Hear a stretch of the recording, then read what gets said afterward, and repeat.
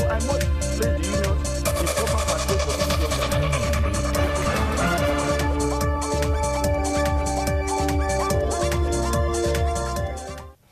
Hello and welcome. Coming up on the program. This conference, and I would like to be proved wrong, it will not be different from any previous conference. And therefore, You must talk now! You must talk now! You must talk now! Sometimes your honest opinion could land you in trouble. That is the lesson Edo State Governor Oshiomhole learns the bitter way when he dares to voice his opinion over the controversial proposed national conference. Plus, just who should attend the conference? You wouldn't believe the kind of answers we're getting. Even the armed robbers in the side should be invited to find out what this grievance is all about. Welcome once again. I am DEJI360. Governor Oshiomhole of Edo State surely never expected the kind of reaction he got when he gave what he calls his personal opinion on the proposed national conference called by President Goodluck Jonathan. The Presidential Advisory Committee on National Dialogue has been touring the country collecting people's opinion on the proposed national conference. The committee was in Edo State early in the week when it met with people from the South-South zone who assembled in the state to make their inputs on the conference. The meeting had gone on well until Governor Oshiomhole's time came to address the gathering. Here's exactly what happened. I am not saying anything to attract anybody's happiness. Everything I intend to say is just for the record and for posterity. Because the day will come when we will remember this occasion. And that is what matters to me, not the conveniences of the moment. I believe that anyone who convenes a meeting must himself be clear why he's convening the meeting. I have had opportunity to travel far and wide. You don't assemble eminent people and then ask them, what should we talk about? Whoever wishes to convey a meeting must himself have idea what are the issues. But it is true that when you have stated what your ideas are, while you convey the meeting, in a democratic, open society, you can then ask other participants, what else should we add? Or what should we delete? Many of you will speak here the way some have already spoken. And they will go around the country.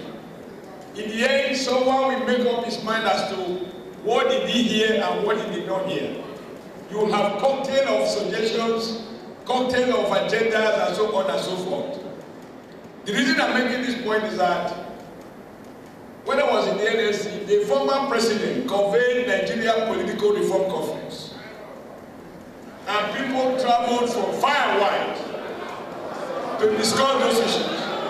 You can't shut me down, please listen. If anyone has been hired to make noise, this is not the place. Pass the next time. But it is important that we learn from our history. I have told the committee, and I want to repeat it here, not for you to clap, that I will be surprised if anything changes. As a leader, I have no business to mislead or to deceive anyone. I believe this conference, and I would like to be proved wrong, it will not be different from any previous conference. And therefore,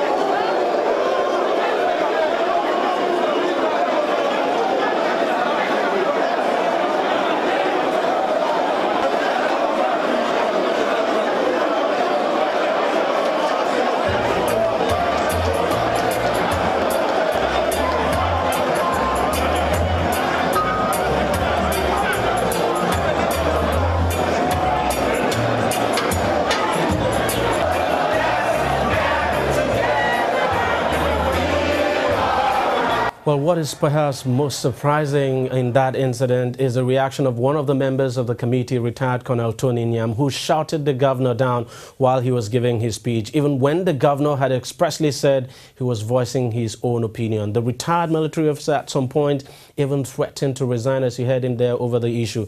It actually took the intervention of other members of the committee before he calmed down. It's really quite dramatic, as it is surprising.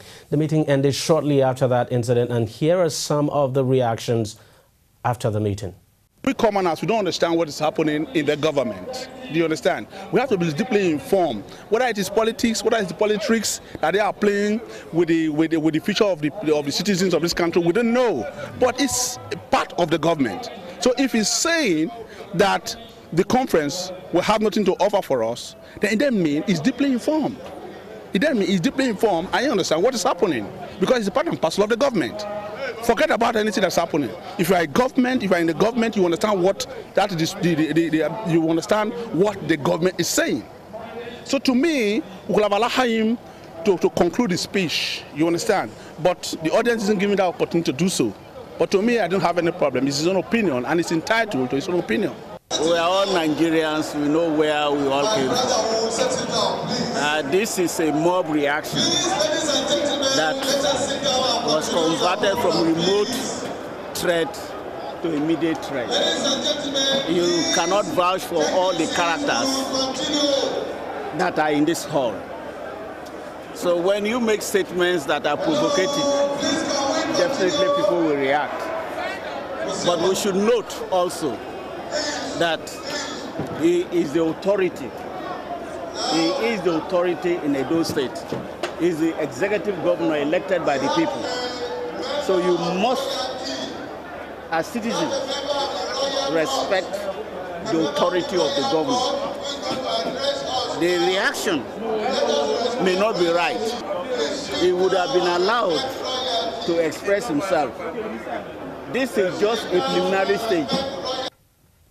Now, still on that gathering, remember the man in the audience who began interrupting the governor while he was speaking? Well, here he is. After the meeting ended, we asked him what the position of his group is on the proposed conference. This is what he said. In our presentation, we said even the armed robbers in the cell should be invited to find out what this grievance is all about. Even the Boko Haram should be invited. Then we should hear them out. And then the cripple, the prostitutes, the blind, the lame, they should be represented. If you call only the professors and the lawyer and doctor, they will end up in another dialogue that will end up in the paper that will not be implemented. So all we need to do now is to invite those who are really being dealt with, those who are really fighting us. If there was no problem, there won't be conference. If we want a solution for this conference, we must find out from those who are fighting, who are throwing bombs, what is their grievances. If we talk all to the airline, to the professors, to the session rulers, we'll find a solution. Quite a bizarre proposal there, if you ask me. And the fact is that, well, I do not think, I'm very sure we're going to see more of this in the coming days and weeks. And trust me, just wait and see. You're going to see this. Now, recently, President Goodluck Jonathan made it clear that the outcome of the national conference would be handed over to the National Assembly to decide what to do with it. Take a listen to what the president specifically said at the time. We are totally committed to do what is right. And this national dialogue is even critical, and is even coming at the right time, because the National Assembly is thinking about how they will amend Constitution. So the results of the discussions, of course, will be passed on to the National Assembly. It's only the duty of all of us who are Nigerians. So impress on our representatives, people who are representing us, our senators, our House of Rep members, and our House of Assembly members, because it's a constitutional amendment. So all the state parliaments and the federal parliament must work together to make sure that these are properly enshrined in our Constitution. Now, since the president made that comment, skeptics of the national conference have capitalized on it to entrench their position that the proposal is dead on arrival. While that may not really worry the president, what should worry him is what supporters of his proposal are saying about handing over the outcome of the conference to the National Assembly. Take a listen now to the spokesman of Afenifere, Yinka Odumakin. That's a view by Mr. President, which he has expressed, but that's not the view. The president is not a military dictator. His word is not final on this matter. It is the nations of Nigeria that want to meet. And when they meet, if you listen to what has happened in Okomu Panel, everywhere they have gone to, People have said they don't want National Assembly. Even the governor of Plateau State said it. So, and I'm sure the president is going to change his mind when he knows that what the people want is different from what he's saying. And this is the first time we're having a national conference in this country. The president may have thought that this is another constitutional conference. What we're having is a conference of nations. The nations of Nigeria are coming to meet. And like 3 years ago, the president said that he doesn't want a national conference on necessary. Today, he has seen the reason for it. So when he listens to what people have said all over the country, I'm sure the president is going to change his mind. That, oh, National Assembly, I wanted a role for you. But those who elected you, your principals, said they don't want any role for you. And that's the end of it. But let nobody use that as an excuse to say that, oh, because the president said this, we must throw away this conference. What the president has done one thing, no president has ever done, to say that all nations of Nigeria should come and discuss. And he did not say, governors go and pick delegates. He has set up a committee, advise me. It is a conference that will end with a referendum. And the president will take the constitution that's drafted to the National Assembly for promulgation without changing a word. That's what we want. We must embrace this conference. Some people are saying that this might be connected to 2015. It might be a way for the president to garner popularity in the Southwest. I don't think so. If it's about 2015, what we have done is to say, okay, let's have I'm going to hold a conference, but it will be after elections.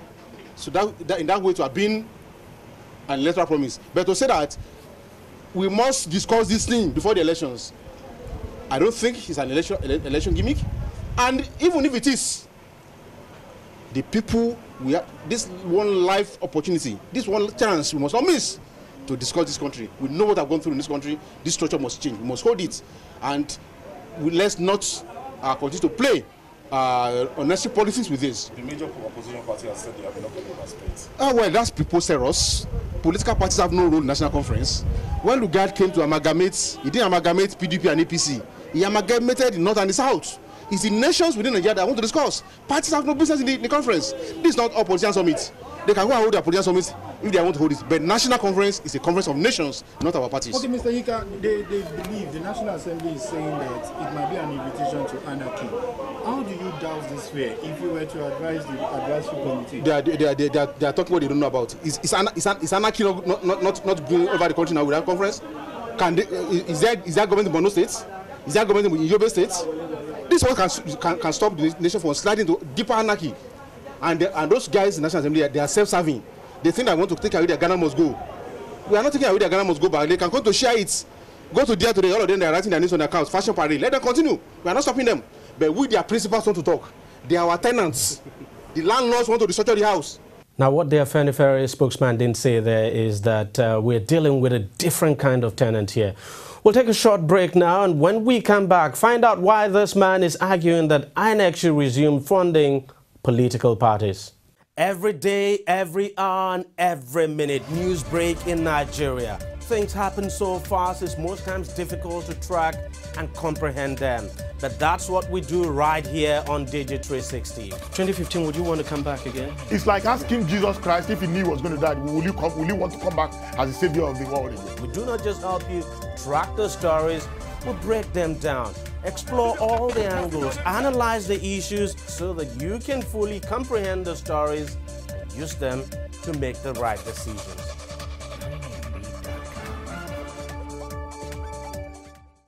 Welcome back. Not very long ago, Nigeria's election regulator, Independent National Electoral Commission, INEC for short, was saddled with the responsibility of funding political parties in the country. Political parties at the time were receiving about 6 million naira each annually as subvention from INEC.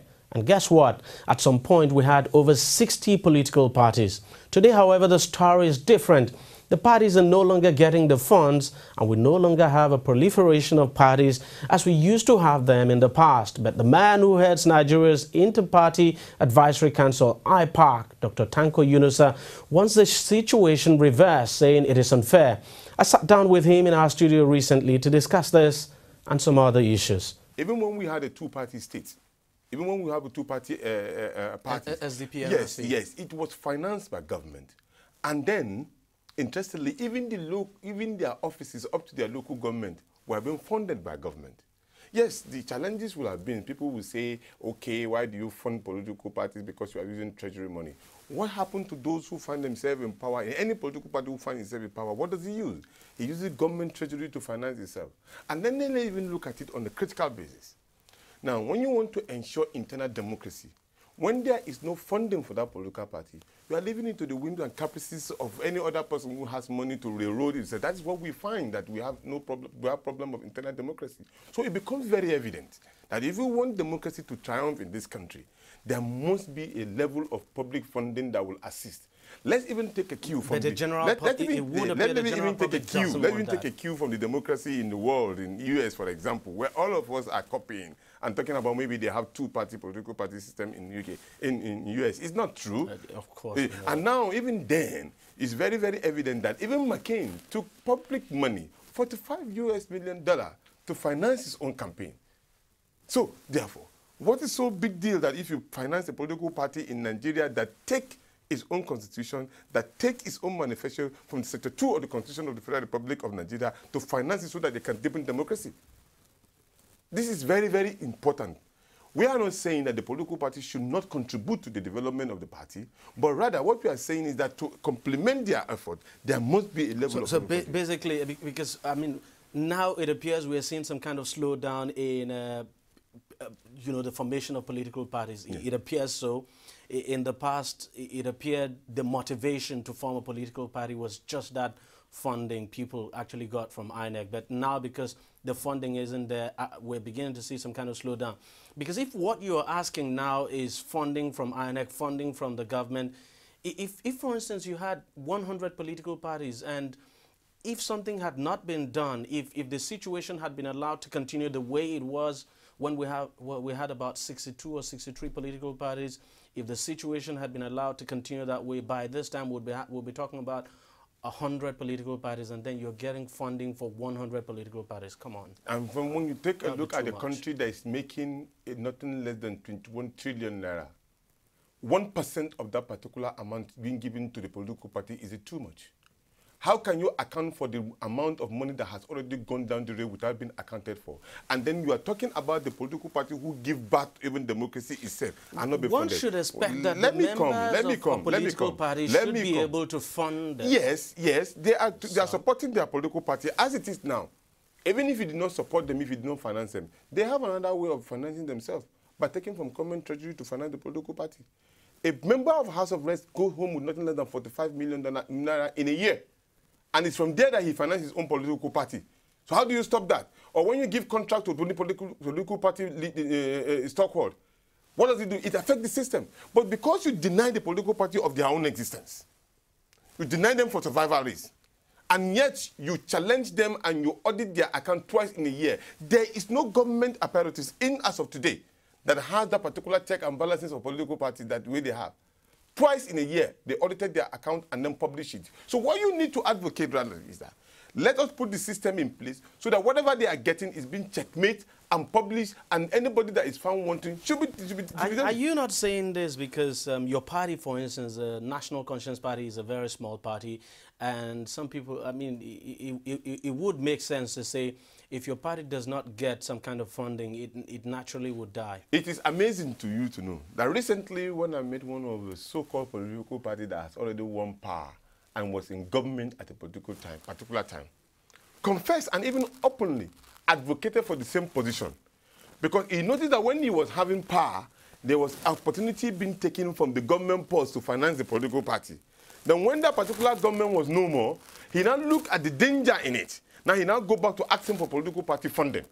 Now, when we started in 1994, Chief Gani Fawemi of blessed memory even denied us collecting any kobo.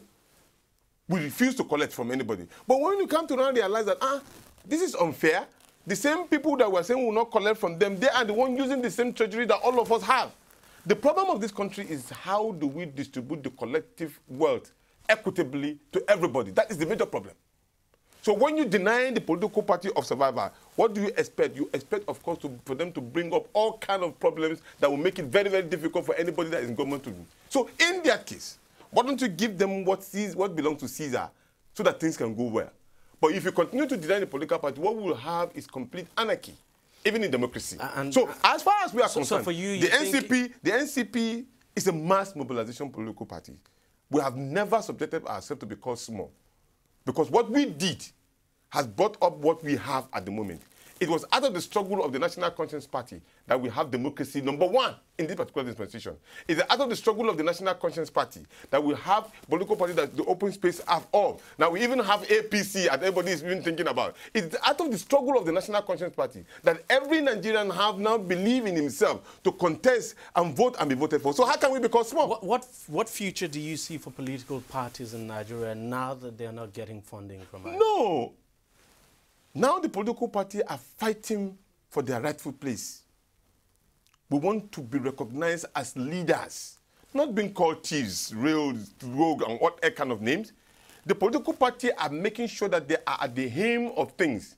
We have to decide the fate of how we move things from what we used to be to where we are going. But you must concede that without funding, some of you will naturally... Oh, definitely. Without funding to any organization. I think give you a simple example.